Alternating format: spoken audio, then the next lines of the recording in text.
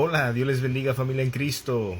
Bendiciones para cada uno de ustedes. Yo sé que ya tiene un buen rato que no he tenido la oportunidad de subir un video lectura, pero ya de nuevo estamos a la disposición. Entonces vamos a donde nos habíamos quedado en Juan capítulo 7, verso 25. Vamos a continuar hasta el verso 36. Y dice la palabra de Dios en el nombre del Padre, del Hijo y del Espíritu Santo. Y dice: entonces algunos de Jerusalén decían: ¿no es este al que procuraban matar? Aparentemente aquí no está haciendo referencia a los líderes religiosos ni a las multitudes, porque no dice y las multitudes empezaron a decir, y los fariseos y los líderes empezaron, sino que parece aquí, aparentemente parece que es como un tercer grupo de personas que llegaron a escuchar de la conspiración que tenían en cuanto a matar a Jesús. Eran personas que moraban en Jerusalén. No sabemos exactamente cómo se enteraron, pero llegaron a enterarse. Verso 26 dice: y ved, habla en público y no le dice nada. ¿No será que en verdad los gobernantes reconocen que este es el Cristo? Aquí lo que vamos a darnos cuenta que en este capítulo muchas de las maneras en que la gente nos da a entender, muchas de las maneras en que la gente pensaba acerca de Jesús. Por ejemplo, en el versículo 12 del capítulo del verso 12 decían que él era bueno. En ese mismo verso otros decían que él era un engañador. En el verso 20 decían que estaba endemoniado. En el verso 26 decían, como acabamos de leer, ¿será este el Cristo? ¿Será este el Mesías prometido? En el verso 40, lo cual no vamos a ver hoy, decían que era el profeta. Entonces, yo creo que es importante que nosotros debemos ir a la Escritura, debemos ir a la Biblia, porque todo lo que Jesús dijo de sí mismo era veraz, era cierto. Él no habló o dijo engaño alguna o contradicciones. Simplemente vino, hizo la voluntad del Padre, habló lo que el Padre le dijo que hablase. Y lo que nosotros pensamos acerca de Cristo, tenemos que tener en cuenta que lo que decidamos acerca de Cristo va a tener consecuencias eternas. Entonces es importante tener en claro lo que nosotros creamos acerca de él. Verso 27 dice: sin embargo nosotros sabemos de dónde es este, pero cuando venga el Cristo nadie sabrá de dónde es. Aquí hay algo que fue una tradición muy popular, que el Mesías sencillamente aparecería así sin saber de dónde venía. Pero los que creían esta tradición estaban pasando por alto la escritura que dice en Miquías capítulo 5 versículo 2, donde claramente decía dónde iban a ser el Mesías. Dijo que iban a ser en Belén. Eso era claro, no era algo misterioso, no sabemos dónde, no. La escritura, Miquías capítulo 5 verso 2, nos dice, ahí se profetiza dónde iban a ser. Entonces es obvio que este grupo estaba pasando por alto esa escritura, y debemos nosotros, en vez de aferrarnos a tradiciones, mejor aferrarnos a lo que está en la palabra de Dios. Versículo 28 dice: Jesús entonces, mientras enseñaba en el templo, exclamó en alta voz diciendo: vosotros me conocéis y sabéis de dónde soy. Yo no he venido por mi propia cuenta, pero el que me envió es verdadero, a quien vosotros no conocéis. Yo le conozco porque procedo de él, hablando de que venía del cielo, hablando de Dios Padre, y él me envió. Procuraban, pues, prenderle, pero nadie le echó mano porque todavía no había llegado su hora. Ahora, lo que debemos entender aquí es que en varias ocasiones intentaban matar a Jesús, intentaban de arrestarlo, pero durante su ministerio, hasta que el momento llegó que fue hora, donde dijo, ya es hora, el Hijo del Hombre ya va a ser entregado. Hasta que llegara ese momento, aunque quisieran arrestarlo, aunque quisieran hasta apedrearlo o matarlo, no podían porque no había llegado la hora de que él fuera a la cruz. Entonces, cuando se refiere a no había llegado su hora, está hablando acerca de el tiempo dentro de los planes de Dios, cuando Jesús sería entregado, cuando sería arrestado, cuando sería crucificado. Verso 31 nos dice, pero muchos de la multitud creyeron en él y decían, cuando el Cristo venga, ¿acaso hará más señales que las que éste ha hecho? Los fariseos oyeron a la multitud murmurando estas cosas acerca de él, y los principales sacerdotes y los fariseos enviaron alguaciles para que le prendieran.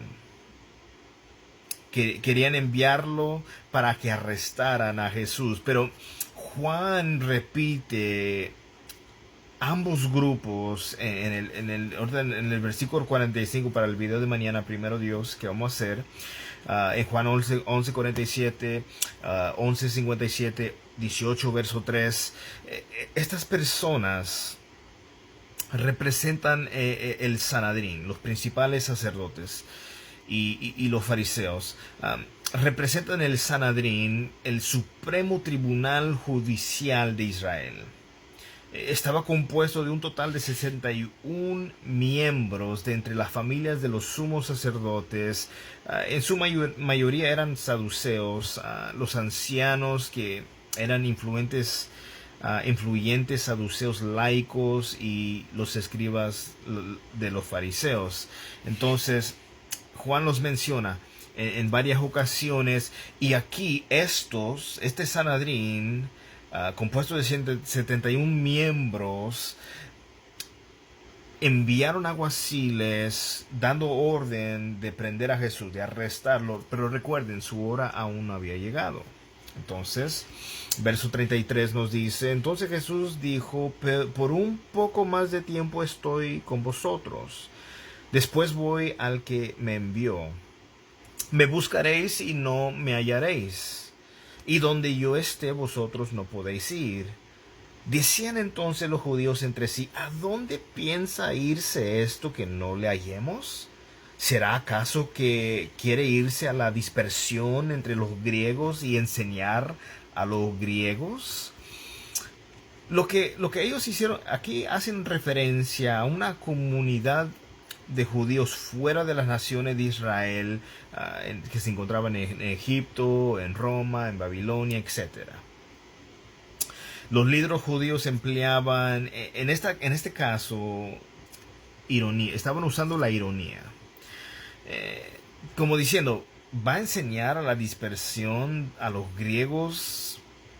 No era el tipo de destino que los judíos esperaban de parte del Mesías. Sin embargo, esto fue exactamente lo que llegó a pasar, a suceder cuando los seguidores, los discípulos de Cristo llevaron el evangelio a todas las naciones. Entonces, lo que ellos decían, no, esto no es posible, esto no esperamos del Mesías, que no haría tal cosa. Lo que surgió fue que sus seguidores, sus discípulos, fueron los que en verdad llegaron a llevar a cumplir esto de lo que ellos estaban diciendo irónicamente, con sarcasmo. Y concluyendo en el verso 36 dice, ¿qué quiere decir esto que ha dicho? Me buscaréis y no me hallaréis, y donde yo esté vosotros no podéis ir. Esto como que los dejó perplejos, los dejó meditando. ¿Qué significa? ¿Qué quiere decir Jesús con me buscaréis y no me hallaréis, y donde yo estaré vosotros no podréis estar? Empezaban a pensar diversas cosas acerca que se piensa quitar la vida, se piensa huir, salir, viajar. entonces no entendían, pero lo que Jesús estaba hablando es que iba a llegar su hora en la cual él iba a tener que ir a la cruz, iba a estar sepultado, pero al tercer día resucitaría y estaría a la derecha del Padre, en la cual ellos no iban a poder estar ahí, especialmente si ellos llegaban a morir en sus pecados, no iban a poder estar en la presencia del Señor. Entonces, en esta noche, que lo que nosotros podamos captar de esta lectura es la importancia de permitir que la escritura misma, que la palabra de Dios mismo nos dirija, nos guíe, nos instruye, nos saque de dudas, porque una cosa es segura en la palabra de Dios, es veraz, no es una fantasía, no es un mito, no es un cuento, no es algo que la iglesia ha inventado para tener a gente así atada, no, es algo que contiene la verdad de Dios. Y no estamos hablando de verdades así superficiales o cosas que no que se contradicen o mentira o engaño. No, estamos hablando de verdades divinas, estamos hablando de Dios mismo revelándose a nosotros por medio de la Biblia, y podemos tener toda la seguridad y confianza en lo que la palabra de Dios dice sin lugar a dudas. Entonces recomiendo, sugiero, les animo a tomar ese tiempo en la lectura diario. Puede empezar en el Evangelio de Juan, puedes empezar en las cartas de Juan, tiene una primera y segunda y tercera. Puedes empezar a leer, por ejemplo, Romano. Puedes escoger un libro tanto del Nuevo Testamento, o ir a los Salmos, ir a los Proverbios, ir al libro de Job, y leer y estar diariamente leyendo, tal vez capítulo por capítulo, un capítulo al día o varios capítulos. Entonces se los recomiendo muchísimo, y es así en la manera en la cual Dios se va a revelar a nuestras vidas, ¿verdad? Que hagamos un hábito de eso. Y más que nada, sugiero que, si es posible, que leamos primero la porción antes de ir a los comentarios. Después podemos regresar o subrayar ciertos versos que no entendimos muy bien, y ver si posiblemente hay una nota, si tiene una Biblia con comentarios, o si tienes un comentario bíblico, puedes también usar eso. Y claro, más que nada orar, que el Señor nos dé iluminación, que el Espíritu Santo nos guíe a toda justicia, a toda verdad. Bueno, espero que ustedes estén todos bien, que Dios me los bendiga grandemente, y bendiciones.